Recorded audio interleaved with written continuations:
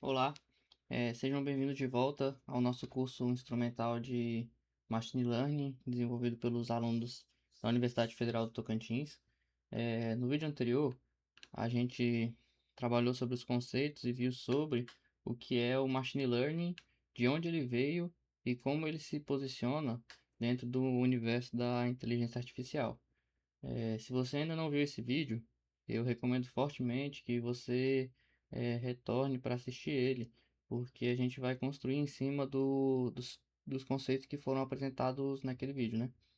É, Hoje, o tema é um dos mais importantes para quem já sabe programar, que é qual que é a diferença real entre escrever um programa do jeito que a gente aprendeu na faculdade e usar o machine learning. Quando que vale a pena usar cada abordagem? E onde que a programação tradicional simplesmente não dá conta? Essas perguntas parecem simples, né? Mas a resposta muda completamente a forma como que você pensa sobre a resolução de problemas. Então, eu recomendo que você preste bastante atenção, que esse vídeo vai dar uma virada na sua perspectiva. É, a gente vai dividir em três partes o vídeo, né? A primeira parte, a gente vai ver como que a programação tradicional funciona. Já na segunda parte, a gente vai ver como o machine learning funciona de uma forma diferente da programação tradicional.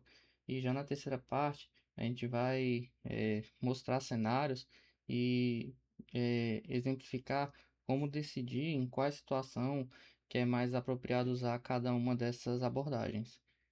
Então vamos lá. Aqui como funciona a programação tradicional, né? A gente vai explicar. Bom, vamos começar do básico.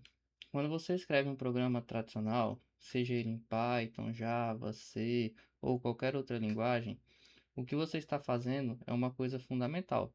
Você está descrevendo para o computador, passo a passo, exatamente o que ele deve fazer. É aquele conceito que a gente aprendeu na faculdade, né? Que o algoritmo é a sequência lógica de instruções, que o computador vai seguir exatamente o que a gente exemplificar, né? Isso funciona de uma forma que eu gosto de chamar de lógica explícita. Você, que é o programador, é você quem raciocina. Você vai analisar o problema, vai identificar as regras que governam esse problema e você vai traduzir essas regras em código, né? Então a gente tem um exemplo aqui para mostrar que é um exemplo simples que seria o cálculo de MC, né? Então, digamos que você quer fazer um programa para calcular o índice de massa corporal e que você classifica o resultado. Como que você faria isso, né? O que você faz? Você vai pegar a fórmula do IMC, que é uma fórmula já conhecida, né? A fórmula do IMC é peso dividido por altura ao quadrado. Então, você tem essa fórmula já bem definida. E você também já tem definido as faixas, né? Por exemplo, abaixo de 18,5 é, é um peso abaixo, né? Que a gente considera.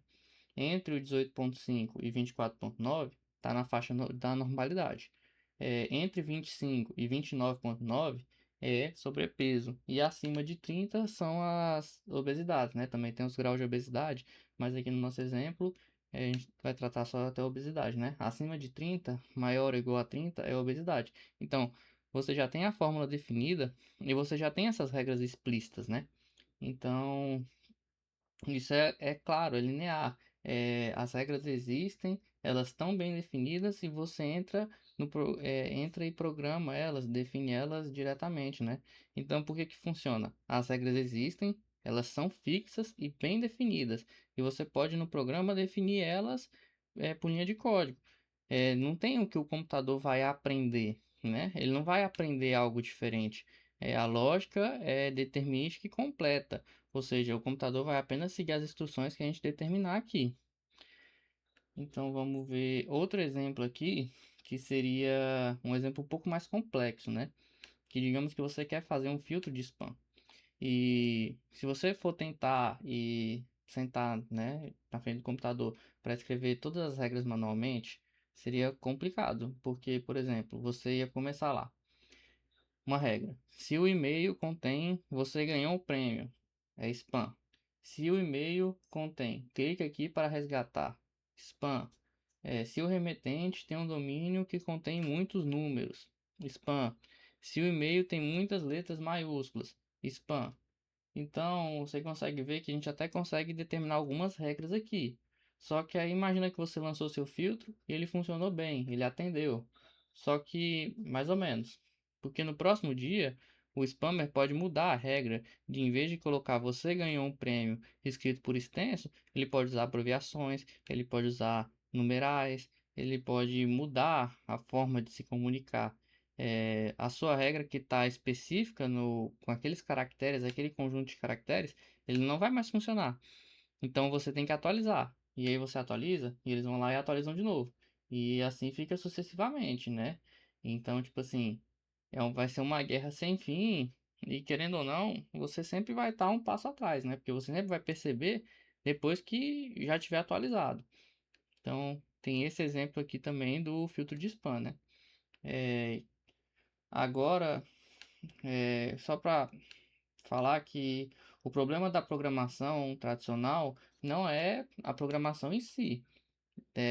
O principal que a gente pode colocar nada negativo aqui é que tem alguns problemas que as regras são muito difíceis para serem escritas explicitamente. Pode ser porque elas mudam o tempo todo ou porque elas são muito numerosas e muito complexas que nenhum ser humano conseguiria identificar elas e e também pode ser porque elas são tão, como eu posso dizer, pequenas, tão sutis, que nenhum ser humano conseguiria definir, né, articular essas regras. Então, pensa bem, vou dar um outro exemplo. Para reconhecer um rosto humano, né? É, Você consegue reconhecer ele em fração de milissegundos, né? Sem esforço algum.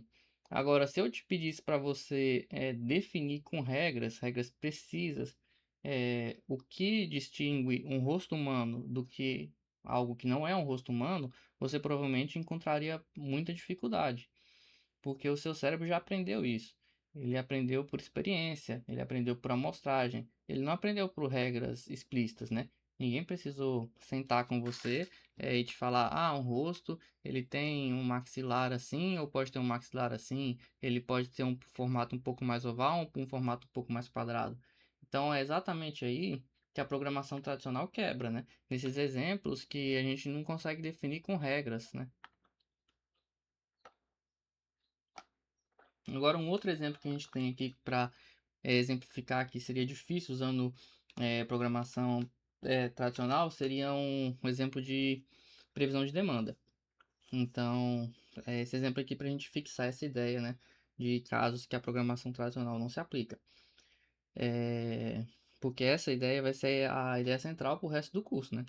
Então, digamos que você trabalha numa rede de supermercados e precisa prever quantos litros de leite vai ser vendido em cada loja na próxima semana.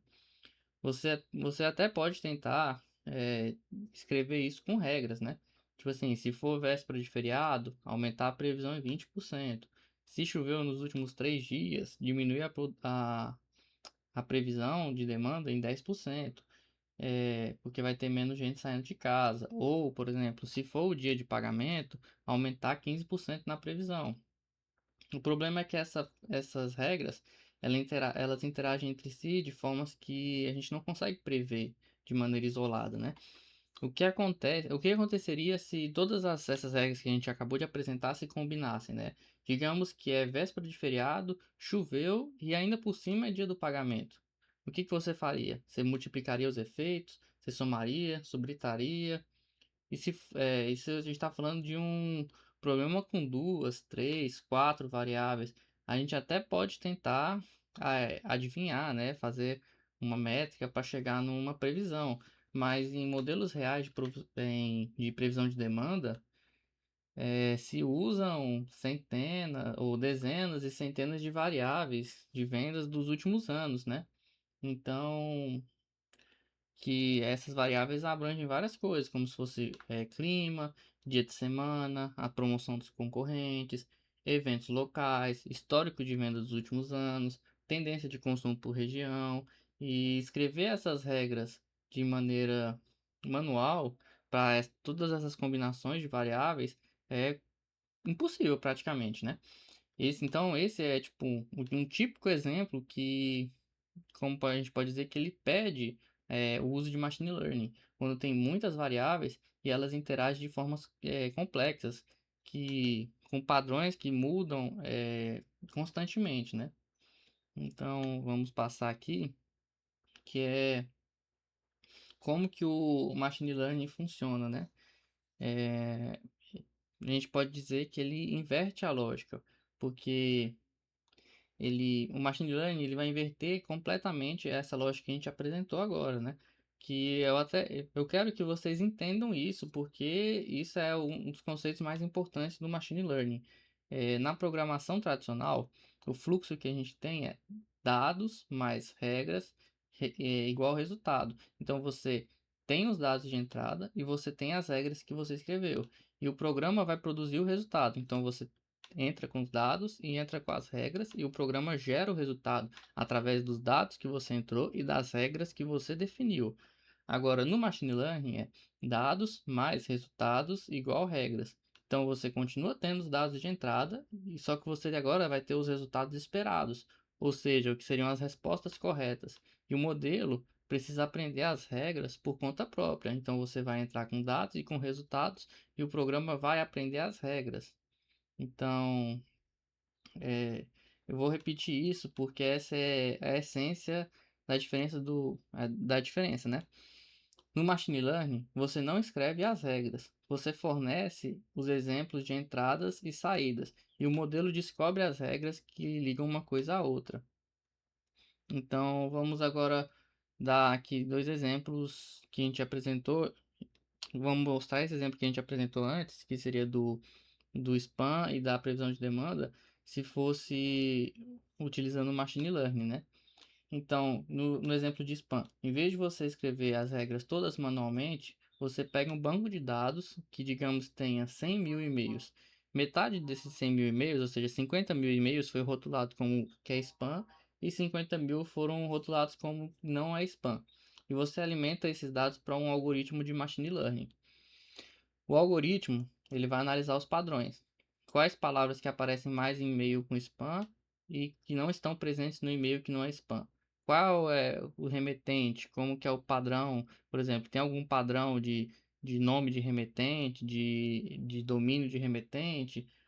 Qual é a hora do dia que é mais enviado, qual é o tamanho do corpo do e-mail, as combinações desses fatores. E isso ele vai construir um modelo interno do que é um spam e o que não é um spam. E aí, quando chegar um novo e-mail, esse modelo vai aplicar e vai decidir se é um spam ou se não é um spam. E a parte mais poderosa é que a gente não fica mais precisando atualizar as regras. Quando os spammers alterarem a linguagem, começarem a colocar acentos, substituir palavras, abreviar, aí você não vai precisar reescrever nenhuma regra manualmente ou então alterar o algoritmo. Você só vai precisar alimentar o modelo com mais desses e mais exemplos desse de spam. Quanto mais você alimentar, melhor treinado vai ser. E ele vai atualizar o que ele aprendeu. Então, é a mesma coisa na previsão de demanda. A gente vai colocar todos esse histórico de vendas que a gente tem, com data, com tudo, e a gente vai apresentar para o modelo aprender o peso de cada variável sozinho, para ele descobrir as relações que tem. Coisa que seria muito difícil para um ser humano, né? Porque quando a gente vai entrar com várias variáveis, a gente falou mais cedo que vai ficar difícil para qualquer ser humano, qualquer analista de dados, não teria tanta facilidade, ou poderíamos dizer até que seria impossível para ele conseguir fazer, né? Então, a gente até colocou aqui que ele é usado por grandes redes de varejo no mundo todo. Agora a gente vai falar, é, só vamos dar mais um exemplo então, que a gente falou do reconhecimento facial, né? É, que a gente mencionou que quebraria numa programação tradicional.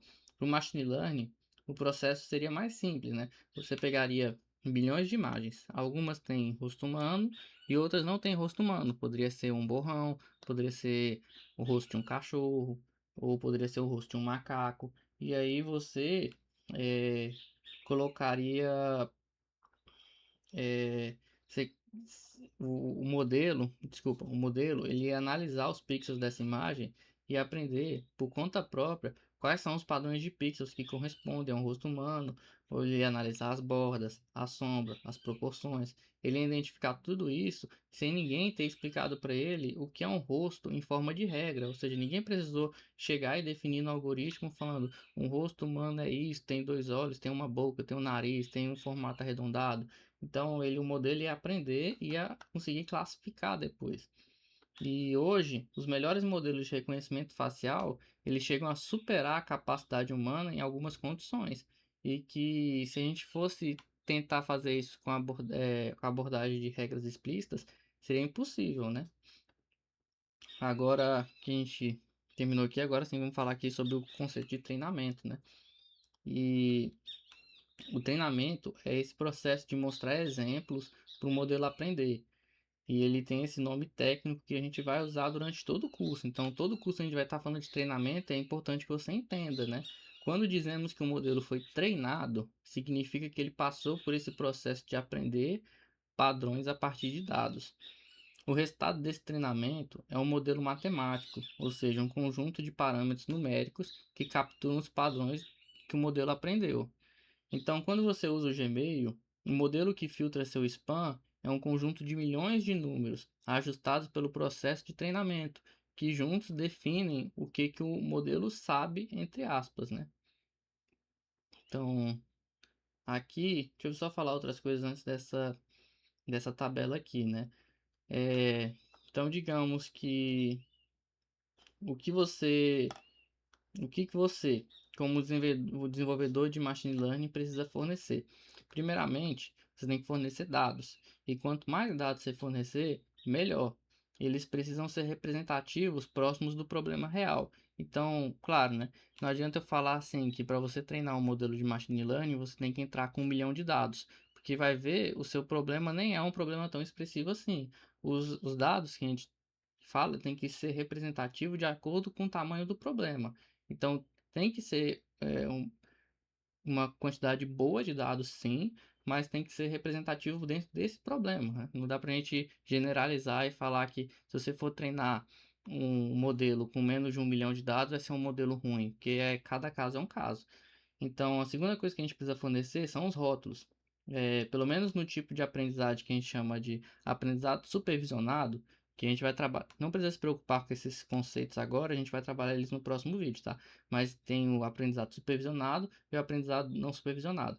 Então, os rótulos, eles são importantes principalmente no modelo de aprendizado supervisionado, né? Que os rótulos são como se fossem as respostas corretas, igual a gente mencionou. A gente entra com vários e-mails e a gente fala o que é um e-mail spam e o que não é um e-mail spam. E aí a gente pode, ou se fosse, por exemplo, uma de imagem para reconhecer cachorro. A gente entra com as imagens e coloca uma imagem de cachorro, tem um rótulo, isso é um cachorro, a imagem de gato tem um rótulo, isso não é um cachorro. Então, e a terceira coisa que a gente precisa fornecer é um algoritmo de aprendizado que a gente vai trabalhar e mostrar vários algoritmos ao decorrer do curso, que é uma função matemática que sabe como ajustar os parâmetros do modelo para que eles acertem com mais tempo. Então, sempre vai ser uma questão de aumentar a precisão, né? Então, o que você não precisa mais fornecer, você não precisa mais escrever as regras do negócio. O modelo, ele vai descobrir as regras do negócio sozinho e para trabalhar, né? Foi aquilo que a gente apresentou antes. Você vai fornecer os dados, vai fornecer os rótulos e o modelo vai aprender. Então, lembrando daquele modelo de previsão de demanda que a gente falou, né?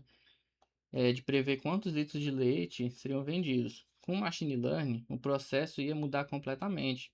Você vai reunir o histórico de venda dos últimos anos e junto com as variáveis que a gente comentou, clima, dia de semana, promoção, feriado, eventos locais. Então, é, você não vai precisar mais decidir como é que elas vão combinar, se combinar, né? Você simplesmente vai pegar isso tudo e vai entregar para o modelo, junto com o que foi vendido em cada situação, né? Então, por exemplo, se você sabe que é, quando tem feriado, historicamente, as vendas aumentam em 15%, você vai colocar essas variáveis e vai colocar essas informações juntos para alimentar o modelo. E o modelo de regressão é o tipo que estuda esses problemas, né? Ele aprende sozinho o peso de cada variável e como elas interagem entre si. Ele pode descobrir, por exemplo, que a chuva afeta muito mais a venda de lojas que são abertas que são abertas nos bairros, né, esses comércios locais, do que as lojas que são dentro do shopping, que aí já tem estacionamento coberto e tal. São pequenas relações que nenhum analista conseguiria perceber, né? Então, se a gente fosse para definir isso manualmente, seria impossível. Esse tipo de aplicação já é utilizado por praticamente todas as grandes redes de varejo mundialmente, né? E é um dos exemplos mais clássicos de ROI direto do machine learning. Menos desperdício de produtos perecíveis e menos prateleiras vazias, gerando mais lucro, né? Agora sim, voltando aqui para o slide, no caso, a gente vai falar de quando a gente pode usar cada abordagem, né? Uma pergunta prática. A gente sabendo a diferença, quando que a gente vai usar a programação tradicional e quando que a gente vai usar o machine learning? Essa é uma importante decisão, porque o machine learning, a gente viu aqui, a gente está apresentando um trabalho sobre ele, mas a gente tem que ser sincero também, tem que falar. Ele não é uma bala de prata que vai solucionar todos e qualquer problema da programação, né? Tem situações que a programação tradicional ela é simplesmente melhor. E a gente vai te mostrar aqui algumas situações, né? Então, por exemplo, a programação tradicional é melhor você usar ela quando? É melhor você usar ela quando as regras são claras e bem definidas. Se você precisa calcular o imposto de renda, calcular juros compostos, converter unidades, são casos que as fórmulas existem, elas são fixas e você programa elas diretamente. Não vai ter nada que o modelo possa aprender. Então ele só aplicar as regras que a gente definir. Quando a gente vai trabalhar em exemplos que a lógica não muda, né? Por exemplo, se o regulamento tributário é esse hoje, você programa esse regulamento. Você não precisa de um modelo que vai adivinhar o tributo correto. Você quer que ele aplique o regulamento dessa forma e pronto. Não precisa aprender, não precisa entender. Ou quando você precisa de 100% de explicabilidade. Em sistemas críticos como aviação, medicina, jurídico, às vezes você tem que ser capaz de explicar exatamente por que o sistema tomou uma decisão. E a programação tradicional te dá isso, como a gente viu, ela é mais rígida, né? Alguns modelos de machine learning são difíceis de explicar. Então, em casos mais sensíveis, críticos, assim, que a gente precisa ter uma confiabilidade extrema, a gente pode usar, sim, a programação tradicional. E quando você tem poucos dados, né? Quando você tem, por exemplo, tomar decisões com pouquíssimos dados ou poucas regras, igual a gente mencionou, o machine learning, que a gente já até falou anteriormente, ele precisa de dados para aprender. Se você tem um contexto muito pequeno, por exemplo, 50 exemplos, é difícil você treinar algo que seja útil, né? E agora a gente vai falar aqui de quando usar machine learning. Então, quando você tem exemplos que as regras são difíceis ou são impossíveis de escrever explicitamente, né? Então, reconhecimento de fala, reconhecimento de imagem, de texto, é muito difícil, é quase praticamente impossível, depende muito da vontade para falar que é impossível, né? De alguém conseguir escrever essas regras manualmente. Também podemos usar quando o padrão muda com o tempo, ou seja, caso que o padrão muda com o tempo e você quer uma adaptabilidade maior do sistema. Então, comportamento de usuário, tendências de mercado, padrões de fraude, isso tudo é volátil, isso tudo muda. E o machine learning, ele consegue aprender com os novos dados que vão entrando, né? Então, também pode ser usado em exemplos que você tem muitos dados e você quer extrair padrões ocultos, né? Coisas que a gente não conseguiria perceber. Ou seja, uma empresa que tem milhões de transações pode descobrir coisas que nenhum analista humano conseguiria perceber, né? Pode ser questão de periodicidade de compra, pode ser questão de preferência de dia, pode ser questão de outros fatores que a gente não conseguiria nem pensar aqui agora para citar. E em problemas que envolvem muitas variáveis que interagem de formas complexas, igual a gente mencionou da previsão de demanda, né? São muitas variáveis que podem interagir entre elas de formas que a gente nem imagina. Como também tem outros exemplos, como diagnóstico médico assistido, a precificação dinâmica. São tantas variáveis que é difícil de escrever elas manualmente, fica inviável, né? Então a gente até colocou aqui alguns exemplos, né?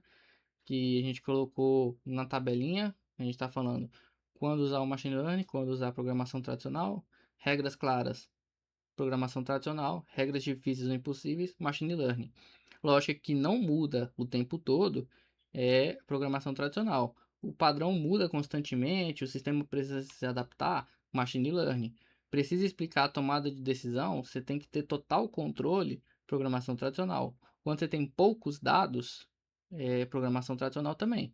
Agora, quando você tem muitos dados, machine learning. Ou quando você tem muitas variáveis que interagem entre si, machine learning. Então, agora para a gente fixar aqui nos exemplos que a gente apresentou anteriormente, né? É, calculadora financeira, programação tradicional, recomendação de filmes no streaming, por exemplo, Netflix, machine learning, cálculo de frete por distância, programação tradicional, detecção de fraude no cartão de crédito, machine learning, geração automática de relatório com dados fixos, desses dados que não mudam, programação tradicional, chatbot que vai entender a linguagem textual humana, a linguagem natural, machine learning. Então, na prática, a maioria dos sistemas modernos trabalham com as duas abordagens juntas, de forma para se auxiliar, né?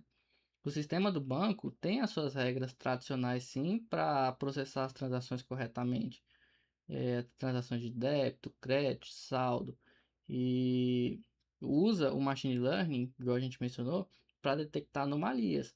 Um aplicativo de saúde tem as formas para calcular as calorias, para calcular o IMC, igual a gente mencionou, e pode usar o machine learning para recomendar exercícios personalizados para alguém.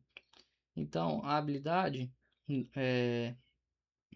habilidade importante não é saber escolher um ou outro de forma absoluta, assim, falar eu só vou usar machine learning ou eu só vou usar programação tradicional, mas sim é entender o papel de cada um e combinar as abordagens, utilizando elas nas suas, onde cada um é mais forte. Então, vamos resumir, recapitular o que a gente viu hoje. Na programação tradicional, você vai escrever as regras e o computador vai aplicar as regras que você escreveu, né, que você apresentou. Então, o fluxo vai ser dados mais regras gera resultado. Já no machine learning, o fluxo ele inverte. Você vai fornecer os dados e vai fornecer os resultados esperados. E o modelo vai aprender as regras por conta própria. Então, o processo é dados mais resultados igual regras. Você entra com dados, com os rótulos, resultados, e o modelo vai aprender essas regras. O machine learning brilha quando as regras são difíceis de escrever, quando o padrão muda ou quando há muita complexidade nos dados. A programação tradicional, por sua vez, ela é melhor quando as regras elas são claras e fixas e você precisa ter uma previsibilidade total. Então, no próximo vídeo, a gente vai entrar nos tipos de aprendizado, né? Como eu mencionei anteriormente, a gente vai falar sobre o aprendizado supervisionado e o aprendizado não supervisionado, que são as duas grandes categorias de como um modelo de machine learning pode aprender. Isso vai te dar o vocabulário que você precisa entender, que você precisa para entender qualquer projeto de machine learning que você vê por aí. Então, esse foi o vídeo. Espero que tenha dado para fixar os conceitos aqui de machine learning, de programação tradicional.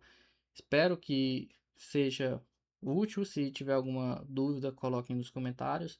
E até o próximo vídeo. Muito obrigado.